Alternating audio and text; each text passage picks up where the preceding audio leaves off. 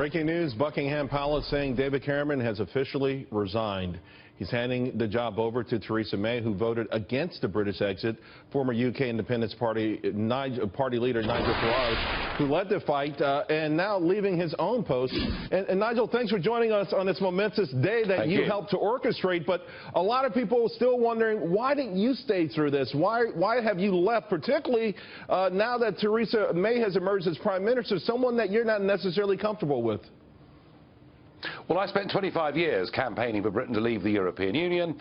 I was a businessman that came into politics motivated by getting back control and the democracy of our nation. And so we've achieved it. We've won a referendum, and I haven't disappeared completely. I haven't retired.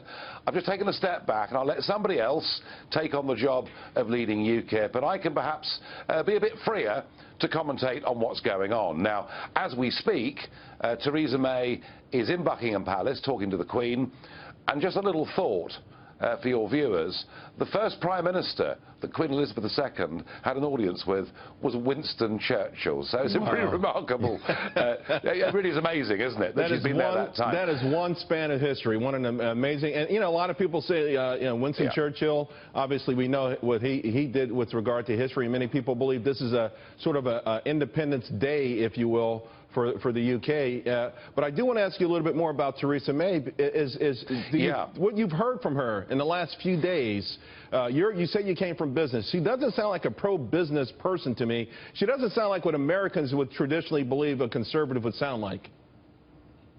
No, well, David Cameron didn't sound like a conservative, you know, and his parting shot is that I left Britain.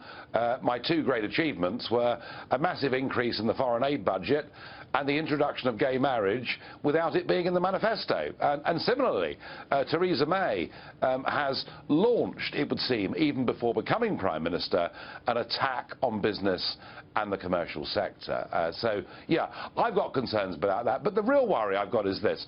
This referendum was the biggest constitutional decision this country has taken probably since the English Civil War 350 years ago. And on this division, she was on the wrong side. She supported a status quo where our laws and our courts were in Brussels and Luxembourg. So I'm not very happy that she's Prime Minister. However, she is, and she has said that Brexit means Brexit. Well, we'll see. But I'm going to be watching this process like a hawk. And I think you'll be I think you'll also be keeping her feet to the fire. I want to ask you about the other part of this, of course, and that's the European Union, more specifically Angela Merkel, who, by the way, just admitted that terrorists have entered Germany using their refugee program. We know that you're not surprised, but what does this admission mean? Well, look, we have decided to leave the European Union. And that is, I'm delighted to say what we'll do. We will get our country back, and those buildings you see behind me, once again, will be the place where we govern this country from. But the EU itself has massive problems, and Angela Merkel last summer made, I think, the worst policy mistake by any European leader since 1945 by saying anyone that wants to come across the Mediterranean in a boat, whoever they are, wherever they're from, is welcome into the EU. Now, we had the Düsseldorf bomb plot that was stopped by the German secret services. All four of those people had come across the Mediterranean last year. We also, dare I say, had sex attacks that took place on New Year's Eve in Cologne and Hamburg and elsewhere on a scale that I think is absolutely horrendous. And yesterday, and you may not have caught this yet, but yesterday the French head of their own security services said he fears, and I quote, a civil war in France because of the cultural divisions that are taking place with mass immigration from northern Africa. Now, this isn't me speaking. Right. This is a very senior French figure. So be in no doubt that Brexit or no Brexit, the European Union itself, firstly with its migrant policy, its big cultural divides, and secondly, if I give you a tip, guys, watch the Eurozone, watch the Italian banking system, watch what's happening in Greece. This project, this European project, is dying before your very eyes. Yeah, you know, it's so interesting. I just mentioned to one of the previous guests that it feels like Italy took advantage of the notion that they would bolt by getting some form of commitment to save their banks, which are struggling with massive debts. To your point, we've got our own issues here in America. You're going to be going to the Republican National Convention next week. This is going to be one heck of an election here. I want your thoughts on Donald Trump and also his search for a vice president and this rejection of the elites on both sides of the Atlantic.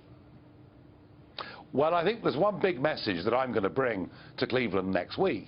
And by the way, I won't interfere in American politics. President Obama came to London and tried to tell us how to vote in the Brexit referendum, and that backfired. So I'm not coming to tell people how to vote, but I am coming to say this. There is one massive lesson from the Brexit referendum, and it's simply this. The establishment in Westminster is, I think, in many ways similar to the establishment in Washington. We'd lost touch here with real England and real Britain, and I suspect that much of Washington has lost touch with real America. And what we did in the Brexit campaign is we inspired the little people, the people who previously have felt their voices would never be heard, the people who perhaps have never voted in their lives. We inspired them to go out and vote in that Brexit referendum, and that is what got us over the line. And the lesson, I think, for the Republican Party is it's got to start engaging with real America and getting people back into those polling booths if it wants to win. Now, as for Trump, he clearly lacks experience in politics, but that doesn't necessarily mean he can't do the job properly. But I do think, his choice of VP and the team that he puts before the American people is absolutely crucial. He does need people with experience of how the game works. Well, you're intimately familiar then with our political process. Just moments ago, we heard Jeff Sessions, now Senator Jeff Sessions, on his way to meet with Donald Trump.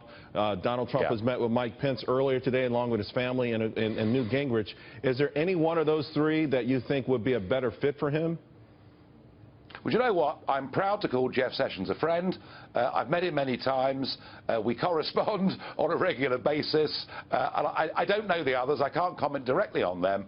But I believe people like Jeff Sessions to be experienced people and straightforward, honest people. And I think that's a bit of what America wants. Just like here, people are sick of the spin and the cynicism of career politicians. They want people who tell it how it is. Nigel, real quick, are you going to actually speak in Cleveland as well?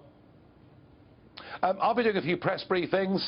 I'll be, if you want me, I'll come on Fox and tell you what I think about.